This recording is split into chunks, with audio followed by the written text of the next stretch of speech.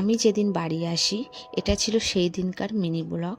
আর সেই দিন ছিল বৃহস্পতিবার, আর শুক্রবারের দিন আমার একটা কাজ ছিল, ওই জন্যই আমাকে বাড়ি আসতে হয়েছে আমার বাড়ি থেকে। আর এদিকে দেখো আমার ঠাকুমা আমাকে আসতেই দেবে না, বারবার বলছিল তুই কেন চলে যাচ্ছিস, তুই থাক, আর একটা দিন থেকে যা, এইরকম বলছিল। আমার শুনে তো খুব খারাপ লাগছিল, কিন্তু কিছু করার ছিল না, আমার তো শুক্রবারে কাজ ছিল আর সেটা আমাকে মেটাতেই হতো।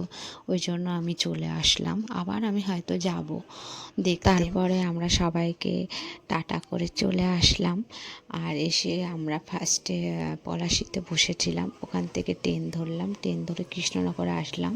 আর কৃষ্ণনগরে আমাদের 3:20 ট্রেন ছিল, সেটাতে প্রচণ্ড ভিড় ছিল, আমরা ওটাতে উঠিনি। আর সেদিন খুবই গরমও ছিল, আর ছোট বাচ্চা নিয়ে তোমরা সবাই জানো যে ট্রেনে বাসে একটু তো অসুবিধা হয়, কিছু করার থাকে না। এবার তাই বলে কি কোথাও যাব না, এটা তো হতে পারে না, আমাদেরকেও তো যেতে হয়। তারপরে 4:20 ট্রেন ছিল, সেই ট্রেনটাই আমরা ধরি। না খুব বৃষ্টি হয়েছিল, আর বৃষ্টিটা শুরু হয়েছিল খড়দহ স্টেশন থেকে।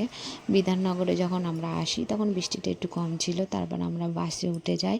আর বাসে উঠে দেখো পুকুর তো সামনের দিকে বসেছে, জানলার দিকে, ওসব দেখতে দেখতে আসছিল।